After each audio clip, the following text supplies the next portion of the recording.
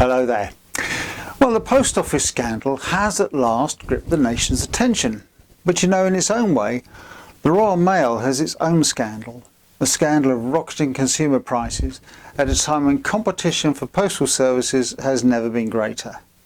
And with more price hikes and reductions in service, can they actually survive? Do you even use Royal Mail anymore? Welcome to Grey Matters.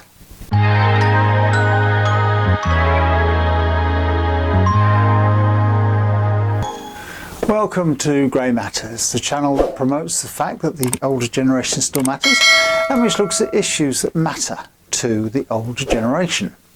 Welcome along. So for those of you that don't know, Royal Mail and the Post Office are now two separate entities. The Post Office is owned by the government, which means it's a public corporation, and it's responsible for our nationwide network of post office branches. Royal Mail, on the other hand, is responsible for the postal service itself, the sorting offices, the postmen and things like that. Now it's now privately owned by International Distribution Services, 25% of which is owned by a Czech billionaire. And I really struggle with the concept that our Royal Mail service is now privately owned, and I guess also part foreign owned. And how are they allowed to use the word royal? The current post office scandal does not impact on Royal Mail, and yet many people don't make that distinction. They think that they're one and the same. And when they see Royal Mail's pre-tax profits, they can't understand why the sub-postmasters aren't yet being compensated for the scandal that they've had. But as I say, Royal Mail has nothing to do with the post office anymore. Now this I found quite interesting. In 2021, Royal Mail's annual profits quadrupled because of the pandemic and the online shopping boom and the huge demand for parcel deliveries. And that triggered a turnaround in the company's fortunes because their pre-tax profits jumped from £180 million to £726 million. Now in the next financial year, ending 2022, it generated a pre-tax profit of £758 million. Yet in 2023, they reported a £1 billion loss, with bosses blaming strike action by the workers and a failure to increase productivity. And that was during a year when they cut 10,000 jobs. So, okay, let's try and get my head around this. They expected more productivity from a staff establishment that had lost 10,000 members. Now those cuts probably put a huge strain on the remaining workforce, yet they wanted more out of them. It seems that Royal Mail's first response to tumbling profits is to axe thousands of jobs and put up their prices. And it's usually the workforce that's the company's biggest expense, so you can see how offloading a few thousand members could have helped their bottom line. And I've also heard some critics saying that postmen and women are on huge overblown salaries, which doesn't help. But in fact, the actual rate is around £21,000 to £30,000 a year, presumably with opportunities for overtime. And maybe it's the overtime bill, as workers are picking up the slack caused by the layoffs, that's had such an impact on Royal Mail's net profits. But what I struggle with is why they continue to put up their prices in the face of stiff competition. Putting up prices surely is going to drive customers away, and then there can be little hope of building that profit back up again. In my opinion, and I mean I'm a nobody, I'm just Joe Soap, but Joe Public, you know, but in my opinion, their failure to compete is going to be their quickest route to oblivion. Now from April this year, a normal first class stamp for a letter like this is £1.35. That's incredible. That's for a letter weighing up to 100 grams. No wonder so many people have stopped sending Christmas cards and are sending online e-cards or making charity donations instead. The sad thing is, many people who do send Christmas cards are the elderly. They've always done it, and they feel it would be churlish not to, yet they're probably the demographic who can least afford it. And then what about the switch they made to charging by the size of the letter? I mean, that's got to be the biggest con going, isn't it?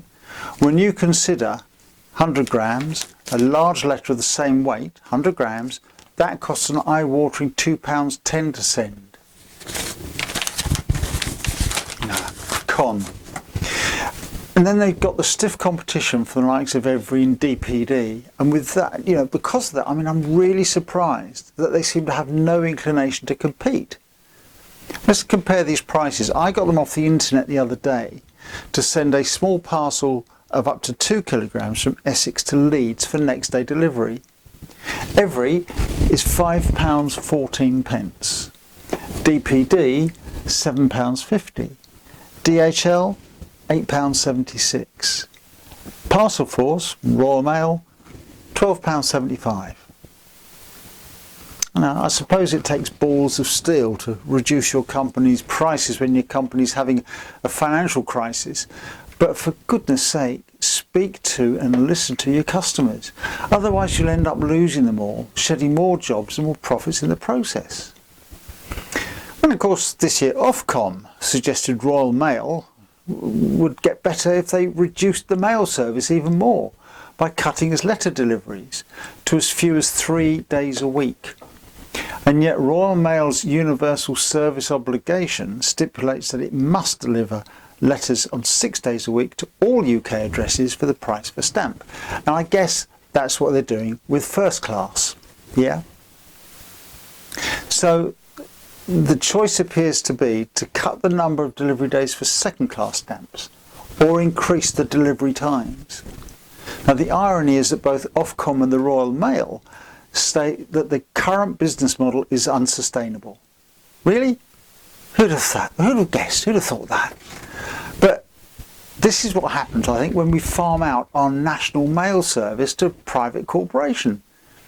Did you know, a bit of a history lesson here for you, did you know that our first public mail service was introduced by King Charles I in, wait for this, 1635.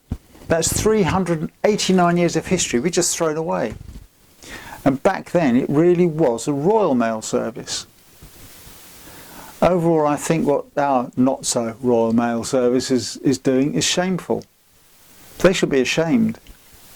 We stopped using Royal Mail ourselves a few years ago when the postage cost started to soar, especially for our Christmas cards. And what we do now, and we used to send a lot of them, but what we do now is to buy essentials for rough sleepers through the Open Door charity in Colchester.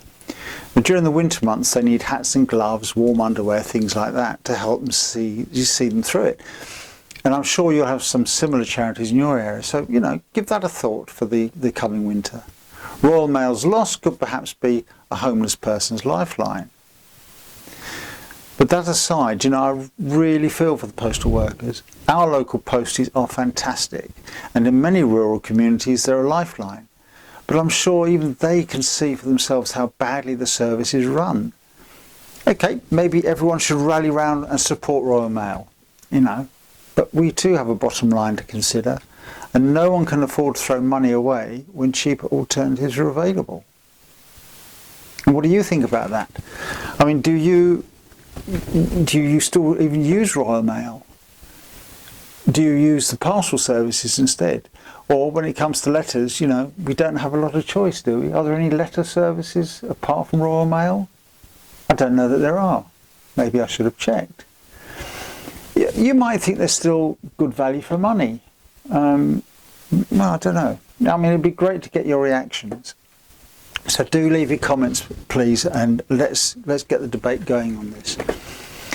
As for future content, do let us know again in the comments if there's any particular topic you'd like us to explore. And don't forget, as ever, hit that subscribe and notification bell for more information on more content as we produce it. Content we hope that matters to you. So that's it for now. Thanks for joining us, and until the next time here on Grey Matters, where we might have another rant, it's bye for now.